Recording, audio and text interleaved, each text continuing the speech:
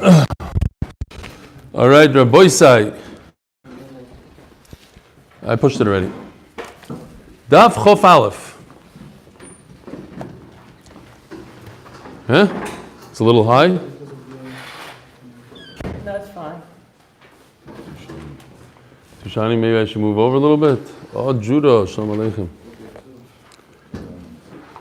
All right, starting from the Mishnah. Omerloi.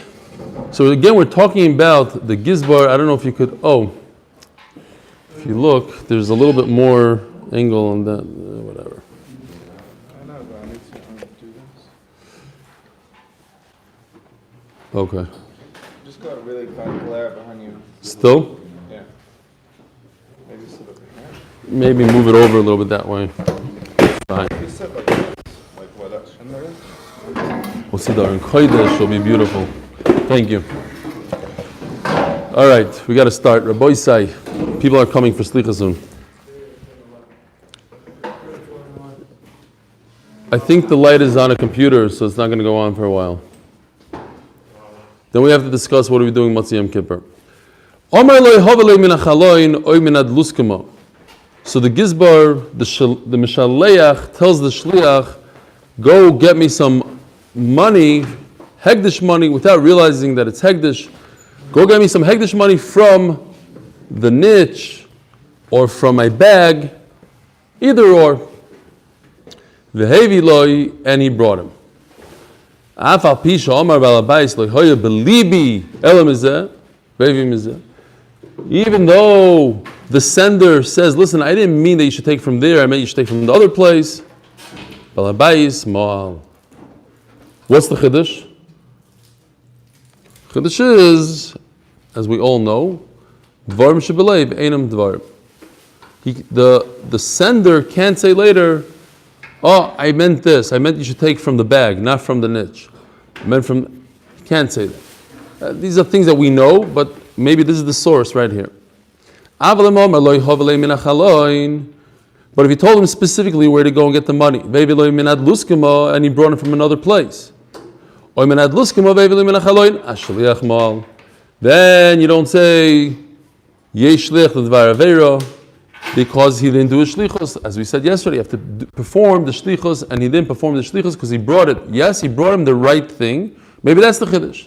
He brought him what he told him to bring, but from the wrong place. That's not considered shlichus yishkoyach. Baruch atah Adonai Eloheinu melech haolam she'akol nimid v'roy.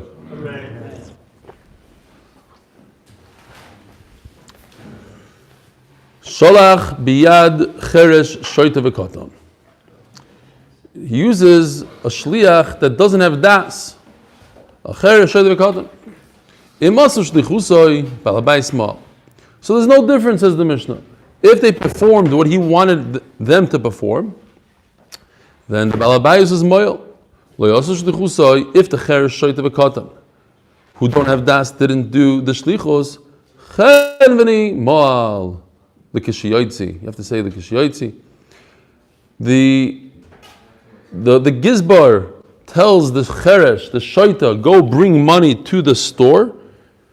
When the guy in the store uses it, that's when the mishaleach, the gizbar, is over a Meilah. Now, the Gemara is going to discuss what kind of shlichus does the cheresh have. Cheresh has no das, so he didn't perform a shlichus. So then why is there a chiyuv? Why is the mishaleach chayav? Sholach biyad pikeach. If the gizbar sent it with a regular person that has das, v'niskar actually gets l'chem. Now, the sender realized that what he sent was hegdish. By the time he performed the shlichus, he already knew. He already had an awareness. Now it's no longer Meilah because Meilah cannot be b'mezid. Meilah is only b'shoygeg. So the sender is not over on Meilah. And the shliach himself is not over on Meilah. Why? Because there's no shlichus. Because he's only part of, and we're going to see if that's true. So who is Meilah? It's an incredible chiddush. Chen v'nimal, the kishiyotzi. No, it's not a chiddush to you. This is not a shoygig. Shoygig means I go into Beis HaMikdash and I use money from the Beis HaMikdash by mistake. I didn't realize it. But if I go into a store and I give the guy cash, and he has no reason to believe one way or the other, why is that not oinus? It's not even a shogeg. He just got a pile of cash, somebody bought a potato from him, and because he used the money, he's Meilah. That's a big chiddush. Yeah? Where else can you find such a situation in the Torah that you're chayiv for something that you had zero clue? It's not a shogeg. It's a oinus. Somebody forced money. He told you this is good money, and then by the way, I tricked you. I gave you Beis Hamikdash money. So then any store owner is going to have to pay a carbon and 25% for no reason. If I want to get the store guy, all I do is I give him money and he uses it in shalom. He has no way. There's no way for him to what? You don't know it's Shabbos. You don't know on Shabbos. No. But that's your problem. You should have known it's Shabbos. There's a calendar. That's your shogeg. Over here, how in the world could he protect himself? Ketzad Yasa. So now this Mishaleach, the sender, he realizes, but it's too late. The shliach is already on his way, and he's going to be over Meilah. Somebody's going to be over Meilah. So what should he do? Ketzad Yasa noito pruta ikli. So let's say he sent a pruta worth of hegdish. He takes a pruta or something else that has a value of whatever he sent. V'omer pruta shel hegdish b'chol makom shehu b'chol hazeh. So he takes that object, and he's able to be mechalel, he's able to transfer the kedusha of what he sent with the shliach onto that object, or onto that pruta. Shehegdish nivda b'kesev u'b'shav v'kesev, because as we learned, you could redeem hegdish, and he redeemed it even though it's not in front of him, but he knows about it, he knows where it is, and he'll redeem it. As the Gemara might come mashmalon, what's the chiddush that the sender could say, well, I meant that the shliach should take from here, not from there. But he told the shliach where to take it from, and he took it from where he told him to. How could he change it in his mind? Says the Gemara, Dvarim Shalev, and in Dvarim, that's the chiddush. You can't say that my heart, my mind said something, and I wanted you to do something else. Shalach b'yad cheresh, shoyte v'katan. Imasu, if they did the shlichus, then the sender is chayiv. Ask the Gemara, V'ala b'nei shlichus aninu. Why is a cheresh shoyte v'katan a shliach? They have no das. We learned in Truma. How do you know the whole concept of shlichus? The whole parsha of shlichus is from Truma. Anybody that could do Truma could be a shliach. A cheresh shoyte v'katan can't do Truma, they can't be a shliach. So they're not even in the parsha. If they're not in the parsha, how could you associate the Aveira of Meilah to the sender? He didn't send it. He sent it with a shaita. Omar Rebbe Lazar, asom kima'atum shel zeitim. You're right. It's not shlichus. Over here, what happened was, it's like liquid that makes fruit susceptible to tumah. What liquid makes fruit susceptible to tumah? Liquid that you want to go on the pre. So when it comes to olives, you gather all your olives, you put them in a basket. Then you take, and the basket has holes in the bottom. You take the basket, and then you throw it into a big vat. And over there you let it sit for a while, it warms up, the oil starts coming out, it's all great. So any liquid that comes out in the basket, you don't want. Why? It's a loss to you. What are you going to do with that liquid? It just comes right out of the hole and spills onto the floor. You don't like that liquid. You don't like that liquid, it's not considered liquid that makes fruit susceptible to tumah. What about the liquid that comes out in the vat? You're fine with that because it's going to be olive oil soon. So it's good for you. It's good for you, then it becomes liquid. But who did it? It happened by itself.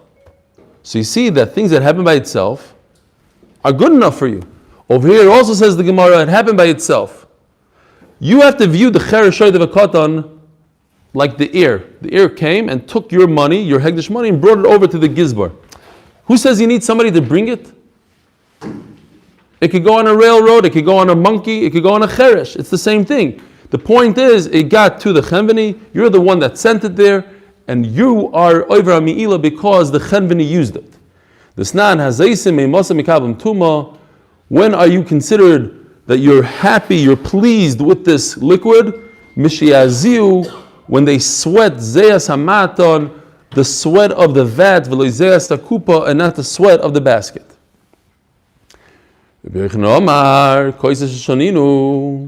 This is like we learned by Erev Tchumim. Erev Tchumim. We know what it is, but it's kedai to review it. This is you on Shabbos. You want to get to here. This is 4,000 amas. You're only allowed to walk 2,000 amas. So what do?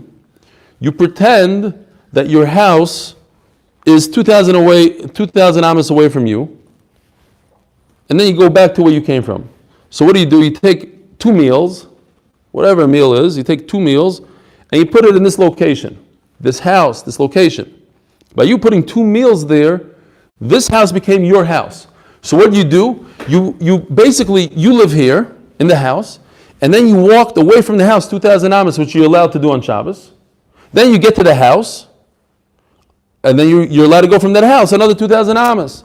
It's a trick. You actually walked 4,000 amas instead of 2,000 amas because you're pretending that this is your house by putting 2 meals there. Now, if you do that, by the way, stam derech hagav, not negayah to us, then you're not allowed to walk 1 inch in this direction because you already walked 2,000 amas. Your house is over here.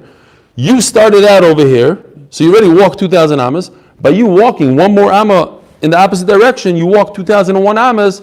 That is asur. What happens? So now you have to put your meals in this house. What happens if you didn't put your meals in the house? It got there by itself. How? You put it on the back of a monkey, and the monkey brought it there. What's the halacha? The halacha is that it's fine, because there's no halacha that you have to put your meal down. The halacha is that the meal should be there. Same thing by us. There's no halacha that you have to give the money to the chenveni.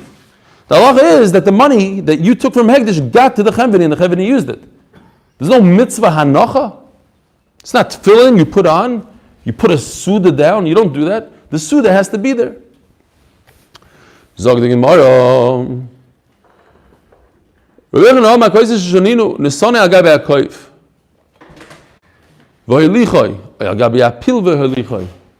Just interesting to point out, these are the 2 animals that when you see them, you make a baruch mishana briyos. These are the 2 animals that were humans and became animals. The opposite of Darwin. Humans, by the Dara Flaga, turned into monkeys, and they turned into elephants. Those are the 2 animals that they turned into. I actually made a bracha b'shem HaMalchus when I saw the elephant in South Africa. So, and you could make a bracha. It's brought down that the Shulchan Aruch says you shouldn't make a bracha maybe once in your life, but it means the Chazon Ish and Chaim Kanievsky, they all say that it's going on other stuff. But on an elephant and on a monkey, you could say every 30 days a bracha b'shem Hashem. Anyway, maybe, I don't know, just maybe, I'm in my Hasidic mode now. Maybe because they used to be humans,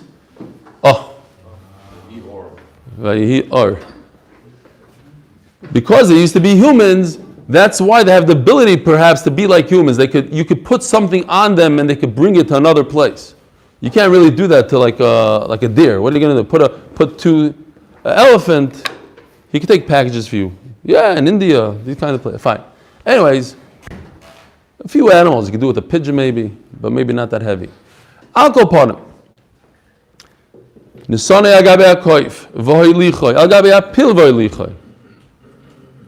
they put down, or the way Tosfos says it, as the elephant was walking by your 2,000 amas, this point, he started walking this way and he got to this point, and you see it with your eyes, and you say, oh, that's my makom. Leave it over there, put it over there. I want to be shovis on this house.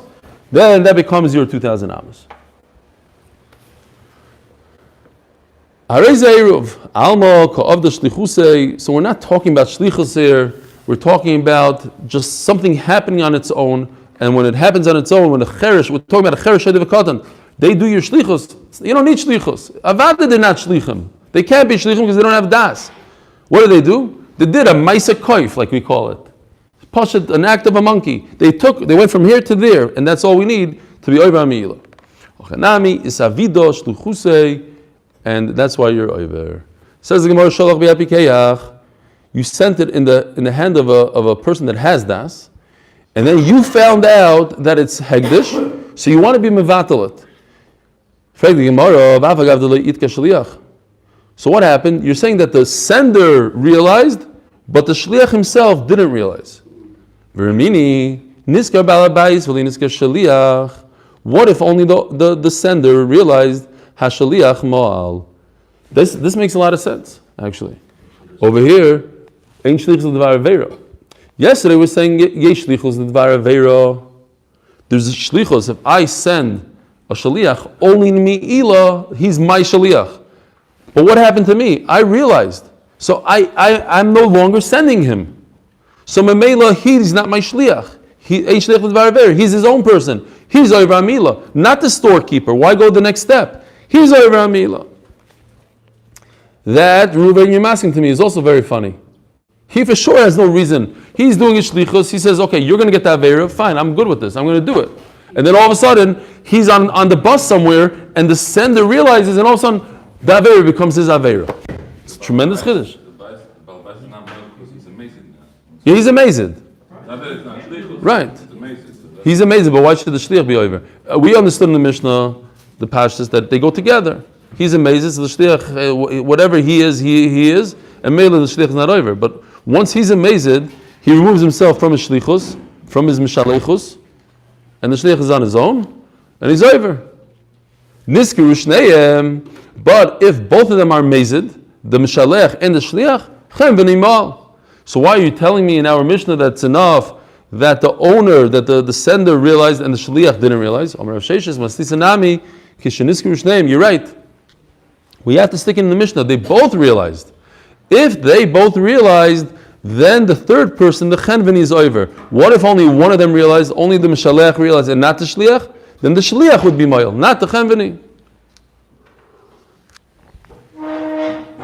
So after Mishnah, again, we're talking about a gizbar. Only because there's a little pause in the step here.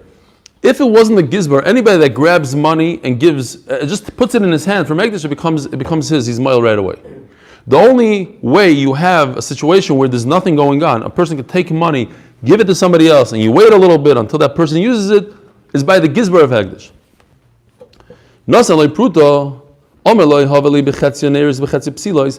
Anyways, the Mishnah is just going to say that the guy didn't do what he was told. He was told, buy 1/2 a pruta of candles or the lamp, and another half of the pruta, use it for the wicks. And he did the opposite. He did whatever he wanted to do. He didn't do what he was told to do. Bekitzer, he wasn't Meilah. He didn't do a shlichus. He didn't listen to him. He used the full pruta of wicks. Oy bekula neres, a full pruta worth of lamps. Oy sharma loy havali bekula neres, bekula psilos. V'lo v'chedzi neres, v'chedzi psilos. Shneim loy ma'alu. Bekitzer, when the Balabai says, get me 50 cents worth of wicks, and the guy got him $1 worth of wicks, a full pound worth of wicks, so Meilah, they weren't over, because the Balabai got half of what he wanted, so he's only over half. The Shliach did half of what he's supposed to do, so he was over half. Neither of them did a full pruda's worth, neither of them are over. I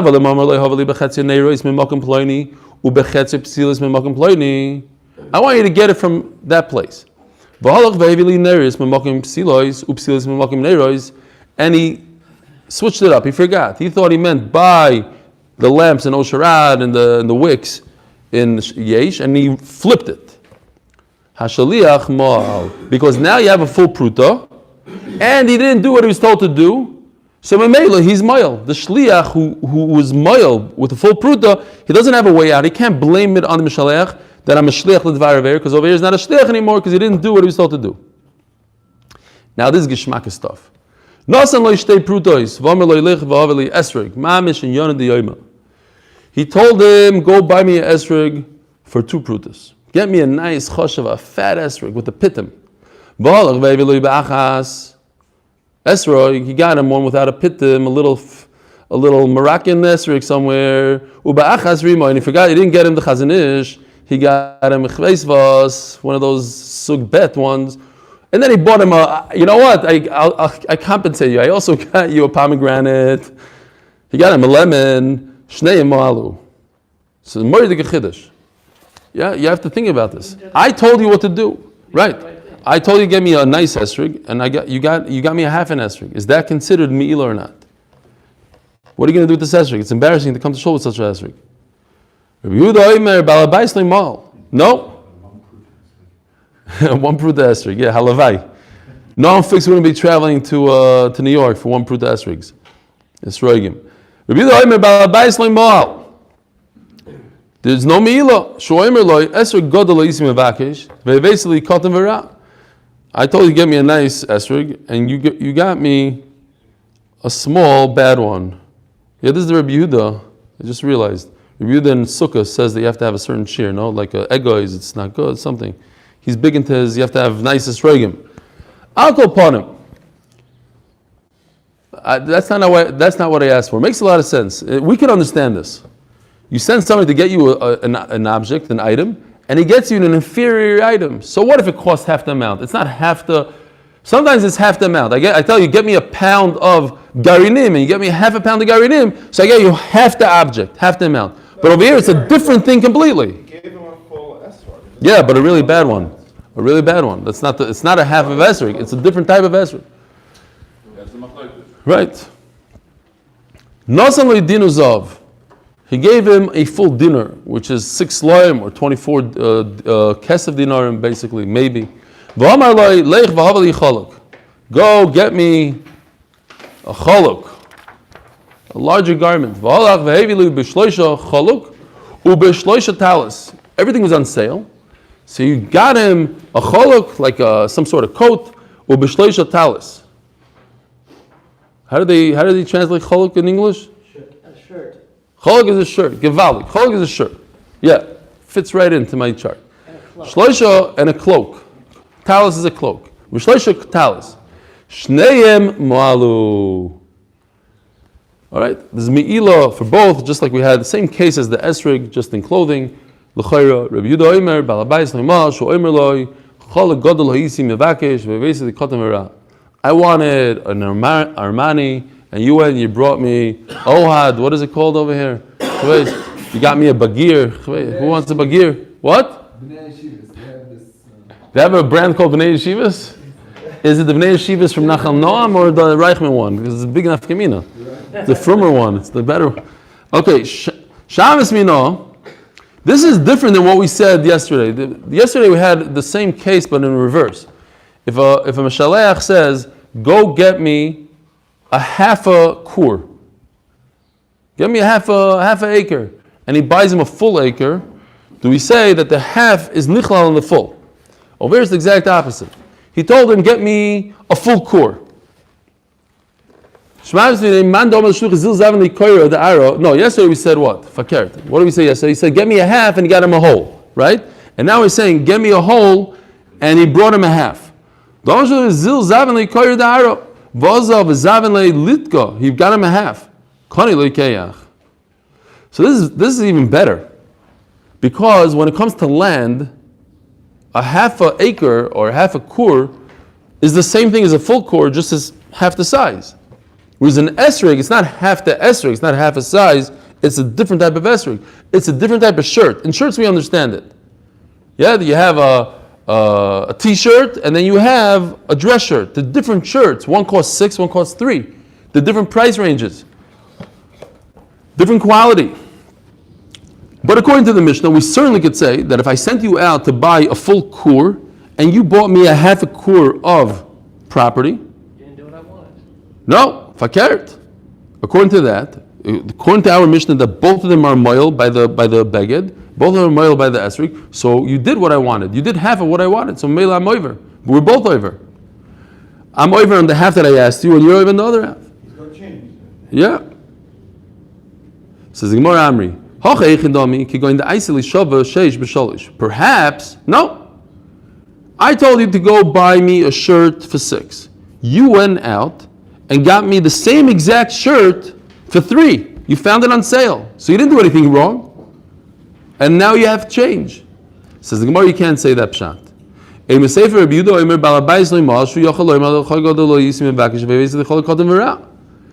Mefurish, it's bad. If it was the same exact thing, just you got it for a better price, then Rabbi Yehuda wouldn't say that you got me a small bad one. Obviously, it's not the same one. It's different quality. So the Gemara, the Omerle, Yahav Dino Kulei, Isis Li Shavish Ne Dinarim. Unbelievable. Says the Gemara like this. For this, I have a chart. It's mamish, beautiful. This is what I found. You understand what's going on here? If you buy, the Gemara says, if you buy something cheap, you see it says over here $25. Instead of $25, it's $20. So what is that? That's a 20% discount. You get a 20% discount if you buy this garbage, this T-shirt. But if you buy a chashiv shirt from Joseph A. Bank, you get a 60% discount because he's spending good money. You spend a lot of money, you get a greater discount. So the guy has a big taina. Why did they say that? Pshat is like this. If my shliach went out and got me a T-shirt and he got a 20% discount, so what kind of damage did he do for me? He didn't do any damage. You go out again to the store, buy another T-shirt, and you get the same 20% discount. He just did half his job. So don't discount everything he did. Don't pretend he didn't do his job. He didn't ruin it for you. He did half the job. So you go again, send another shliach, send him again. He'll get you the same discount. No.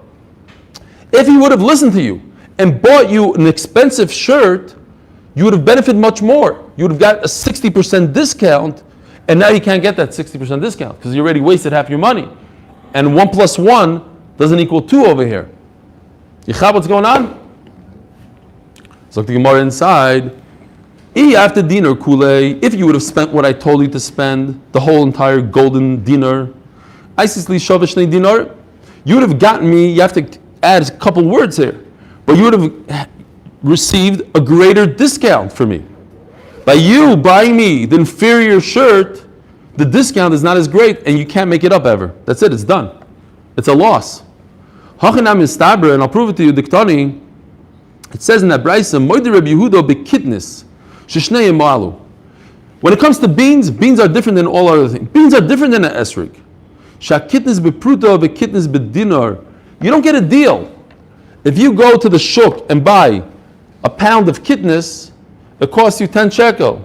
You buy 10 pounds of kitnis, it costs you 100 shekel. 1,000 pounds of whatever. It's all the same. It's all relevant to how many. You never get a discount on beans. On all these beans, you don't. In the time of the Gemara, you didn't get a discount. The Gemara explains. So Meilah, in that case, you see that if I didn't lose out on the discount, then I was moil. The only problem is when I mess my balabayis up, when the sender doesn't get a discount because of my mistake, then the balabayis wasn't moil and the shliach was moil. But by kitnis, they're both moil. Why? Shakitnis bepruto knis b'dinar. No matter what, the kitnis is always the same price. Hechidami, what's the case? If they just estimate, they don't really charge by the pound. Wait a minute. If it's just by some sort of estimation, then the more you buy, the greater discount you get. No, 1 pound, $1. 1,000 pounds, $1,000. You never get a single cent of a discount. And Meilah, that's why Rabbi Yehuda says in that brayso that when it comes to beans, shnei malu. Zok the Mishnah. Hamafkid moises shulchani. Yeah, the guy, the money changer.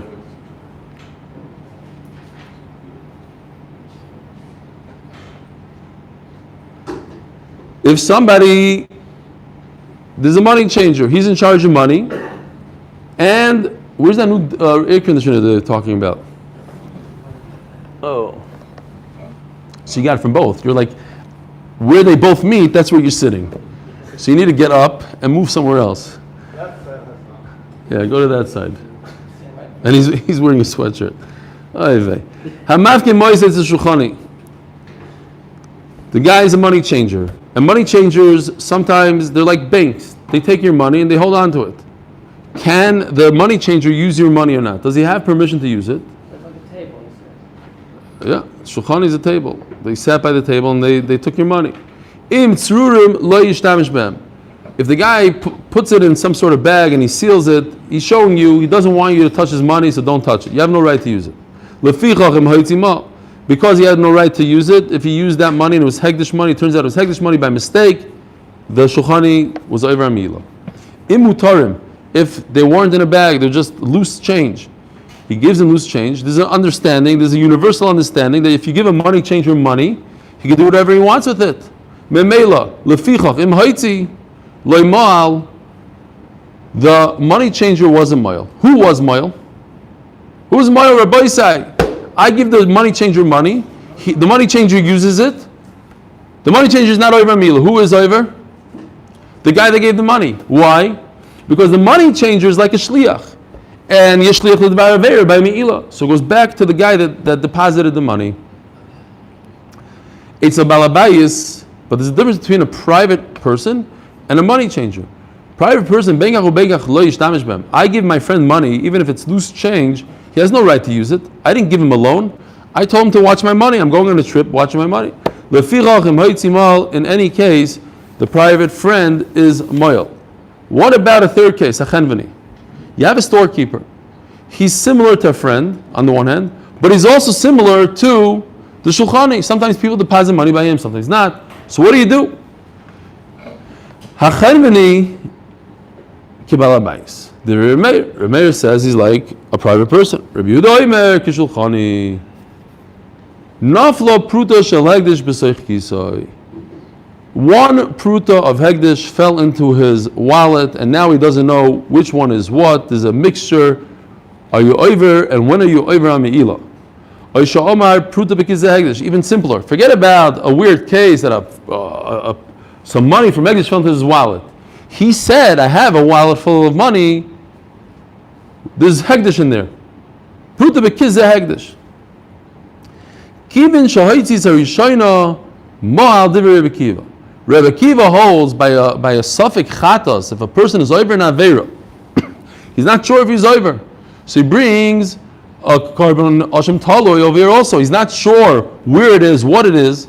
Obviously, you can't say for certain that the first coin that he pulled out of his wallet is hegdish. Why would you say something like that? We don't know, but it's possible. So on that chashash, he's over, he has to bring Hashem taloi here. Huh? Right. On nothing, until you finish everything, we're not sure. Nevertheless, according to Rebbe Kiva, Yechayev v'koyba. The Chachamim אומרים עד שיוציא כל הכיס. The entire, because this puzzle is the last one. ומועד Rebbe Kiva l'Chachamim. But he admits, ba'omer pruta min kis zeh hegdish. Over here, he had kavana dafka for the last pruta. Shu moitzi v'hoylech ad sheyoitzi es kol akis. Have a wonderful day. A gemar chasim toiva, a good kiben shior. Your tefillah should be in iskabel. What are we doing tomorrow, Rabbi say? I think we should have shir like 2.5 hours after Yontif if you want, because I'm in Yerushalayim until I get back. Anybody up for that? 2.5 hours after Yom Kippur? I have to break my fast, I have to drive, I have to prepare. Yeah, so what time is Yom Kippur over? Do we have a time? Where are we going to learn? Right here? 10 o'clock? It's not too late? It's a very short daf, Rabbi said, just to learn on Yom Kippur. A good ben shioish. How about 9:45?